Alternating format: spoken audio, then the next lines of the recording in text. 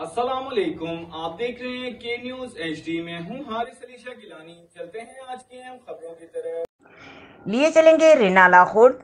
रिनाला खुर्द दावत इस्लामी के ज़ेर एहतमाम शजरकारी मुहिम का आगाज कर दिया गया। एक्सियन वापडा साइरस आजम और सदर तहसील प्रेस क्लब जहूर अहमद शाहीन, चेयरमैन एजाज ताहिर कादरी ने इस्लामी भाइयों के साथ मिलकर पौधे लगाए। रिनाला खुर्द दरख्त लगाना सदका जारिया है। तमाम मुसलमान भाइयों को चाहिए कि ज़्यादा से ज़्यादा दरख्त लगाएं।